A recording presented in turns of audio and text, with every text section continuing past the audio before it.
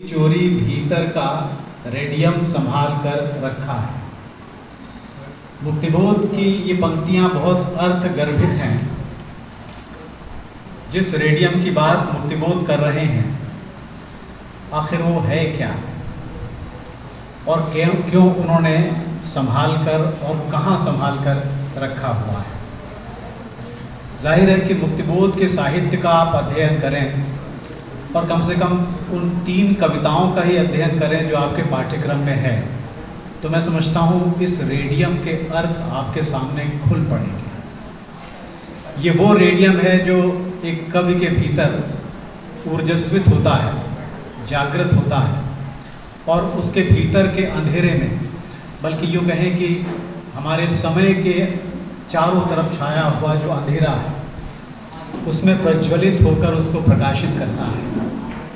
ये वो रेडियम है जिसका संबंध और संवेदना से, ये मुक्तिबोध के ही शब्द हैं, और संवेदना, और इन दोनों की रगड़ से जो चिंगारी पैदा होती है, ये वो रेडियम है।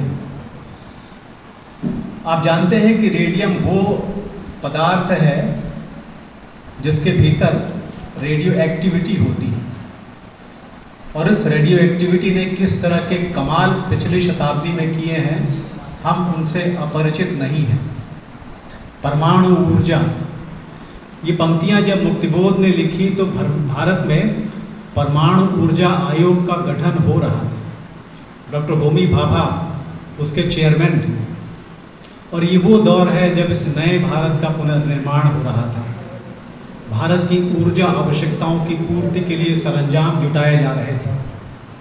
मुक्तिबोध भौतिक विज्ञान से ये शब्द लेते हैं, लेकिन कविता में आकर ये शब्द जैसे एक नई चिंगारी से हमारे समय को प्रज्वलित कर देता है। ये रेडियम वो चीज़ है जो बाहर प्रकृति में नहीं बल्कि मनुष्य के भीतर की प्रकृति में है, और जिसके सहारे और जिसकी रोशनी में आगे का रास्ता दिखाई देता है। मुक्तिबोध एक तरह से कहें तो प्रोफेटिक कवि थे, एक ऐसा कवि जो भविष्य को देख पाता है, भविष्य के दुस्वप्न को भी देख पाता है।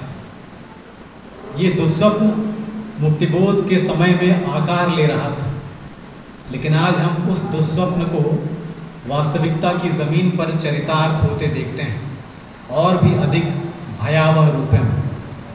तो इस रेडियम को समझने के लिए उस ज्ञान के करीब जाना होगा जो इस धरती पर पैदा हुआ है। मुक्तिबोध का ब्रह्म राक्षस, आपने वो कविता पढ़ी ही है, उसी ज्ञान का प्रतीक है, और उस ज्ञान की खोज में भटकता हुआ कवि या भटकता हुआ विद्वान अंततः कहाँ पहुँचता है? उसी ब्रह्म राक्षस की नियति में। ये ब्रह्म राक्षस वह व्यक्ति है जो ज्ञान की खोज में अंततः उस जगह जा पहुंचता है जहां कोई अंत दिखाई नहीं पड़ता, कोई ठौर ठिकाना दिखाई नहीं पड़ता।